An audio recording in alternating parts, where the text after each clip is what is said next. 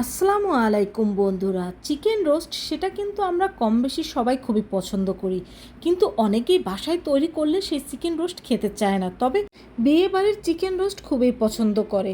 তো তাদের জন্য আজকে নিয়ে এসেছি বিয়ে বাড়ির চিকেন রোস্ট রেসিপি। হুবহু এই রেসিপি ফলো করে যে কোনো কেউ বিয়ে বাড়ির চিকেন রোস্ট তৈরি করে নিতে পারবে। তো রোস্টের জন্য এখানে আমি কিছু চিকেন ধুয়ে ভালোভাবে পরিষ্কার করে নিয়েছি। এখন এর মধ্যে আমি দিয়ে দেব 2 টেবিল চামচ পরিমাণ লেবুর রস। তবে এখানে আপনারা লেবুর রসের পরিবর্তে ভিনেগারটাও ব্যবহার করতে পারেন। আর দিয়ে দিচ্ছি 1 টেবিল চামচ পরিমাণ লবণ। এখন এই লেবুর রস আর লবণটা দিয়ে এই চিকেনটাকে আমি ভালোভাবে ম্যারিনেশন করে নেব। আর এটাকে ম্যারিনেশন করে আমি 30 মিনিটের জন্য রেস্টে রেখে দেব। তো একটা প্যানে আমি একটু বেশি পরিমাণের তেল গরম দিয়ে দিয়েছি, আর এই তেলের মধ্যে আমি দিয়ে দিচ্ছি 1 কাপ পরিমাণ পেঁয়াজ কুচি। এখন এই পেঁয়াজটাকে ভেজে আমি ব্রেস্তা তৈরি করে নেব। আর এখানে তেলটা বেশি নিয়েছি, এর মধ্যে আমি চিকেনটাও ভেজে নেব। তো ব্রেস্তা আমাদের তৈরি হয়ে গিয়েছে, এখন এই ব্রেস্তাগুলোকে আমি তুলে নিচ্ছি। এখন ব্রেস্তা ভেজে নেওয়ার পর যে তেলটা রয়ে গিয়েছে, এই তেলের মধ্যে আমি চিকেনগুলো দিয়ে দিচ্ছি। এখানে আমি একসাথে 3টা চিকেন দিয়ে দিয়েছি। এখন এটাকে আমি একটা ঢাকনা দিয়ে ঢেকে দেব, কারণ অনেক সময় দেখা যায় চিকেনটা ভাজতে গেলে তেল ছিটে এসে হাত মুখ পুড়ে যায়। তো এক্ষেত্রে আপনারা এইভাবে ঢাকনা দিয়ে ঢেকে এই চিকেনটাকে ভেজে নিতে পারেন। এতে তেল ছিটে এসে পুড়ে যাওয়ার কোনো রকম সম্ভাবনা থাকবে না। তো এক সাইড ভাজা হয়ে গিয়েছে, আমি অন্য পাশটা উল্টে দিচ্ছি, আবারও ঢাকনা দিয়ে এটাকে আমি ঢেকে দিচ্ছি। আর এখানে আমি চিকেনগুলোকে হালকা করে ভেজে নিয়েছি, আপনারা চাইলে এটাকে আরও ডিপ করে ভেজে নিতে পারেন। তো আমাদের চিকেনগুলো ভাজা হয়ে গেলে একটা একটা করে আমি তুলে নিচ্ছি। আর একইভাবে কিন্তু আমি সব চিকেনগুলো ভেজে নিয়েছি।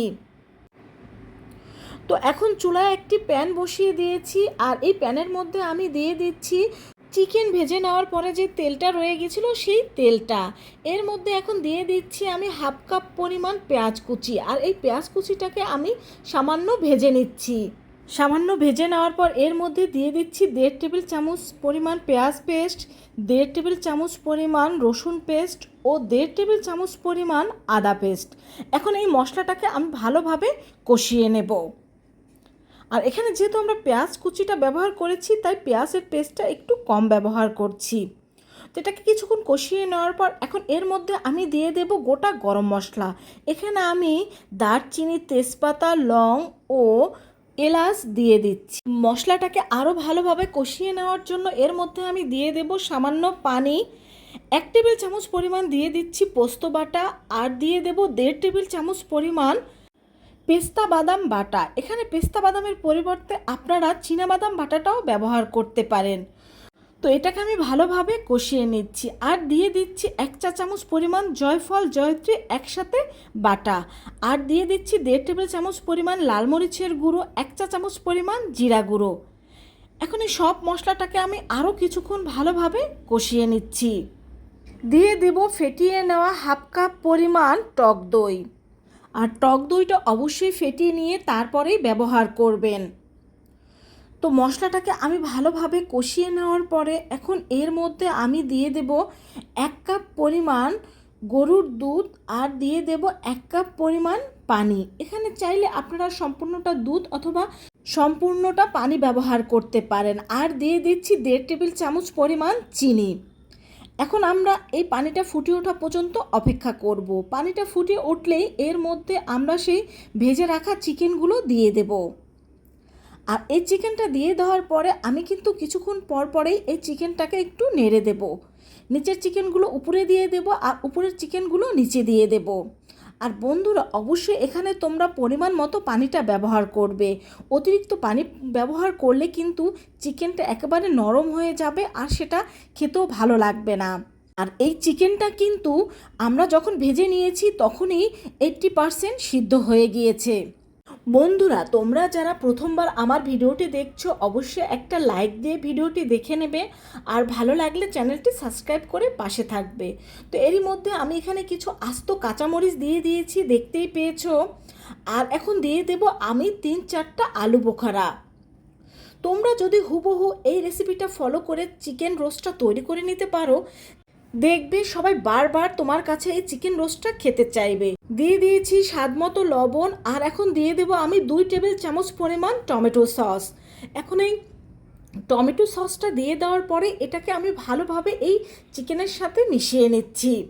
এভাবে চিকেন রোস্ট সবাইকে তৈরি করে খাওয়ালে দেখবে সবাই তোমার প্রশংসা করবে, এতটাই টেস্টি হয়ে থাকে এই চিকেন রোস্ট। আর আমাদের রোস্টের ঝোলটা কিন্তু প্রায় শুকিয়ে এসেছে। এখন এর মধ্যে আমি দিয়ে দিচ্ছি সেই ভেজে রাখা বেরেস্তাগুলো। বেরেস্তা দিয়ে দেওয়ার পর এটাকে আমি 1 থেকে 2 মিনিট রান্না করে নেব। 1 থেকে 2 মিনিট রান্না করার পরে এর ঝোলটা একেবারে পারফেক্টভাবে শুকিয়ে যাবে, আর তখনই এটাকে আমরা নামিয়ে নেব, আর নামিয়ে তোমাদের সার্ভ করে দেখিয়ে দেব। আর এখনই দেখতে পাচ্ছ, দেখো রোস্টটা কিন্তু এখনই অনেকটা লোভনীয় লাগছে। আশা করছি এখন থেকে তোমরাও বাসায় এরকম হুবহু বিয়ে বাড়ির মতো রোস্ট নিজেরাই তৈরি করে নিতে পারবে। বিভিন্ন অনুষ্ঠানে এভাবে চিকেন রোস্টটা তৈরি করে নিলে দেখবে সবাই তোমার কাছে রেসিপি জানতে চাইবে। এই চিকেন রোস্টটা এতটাই পারফেক্ট আর এতটাই টেস্টি হয়ে থাকে। তো রেসিপিটি ভালো লেগে থাকলে আমাকে কমেন্ট করে জানাবে, তোমার বন্ধুদের সাথে শেয়ার করবে, যেন তারাও এরকম পারফেক্টভাবে বিয়েবাড়ির স্বাদের চিকেন রোস্টটা তৈরি করে নিতে পারে। এতক্ষণ ধৈর্য ধরে আমার ভিডিওটি দেখার জন্য সবাইকে অনেক অনেক ধন্যবাদ। সবাই ভালো থেকো, আমাকে বেশি বেশি করে সাপোর্ট করো যেন সামনে এগিয়ে যেতে পারি। খোদা হাফেজ।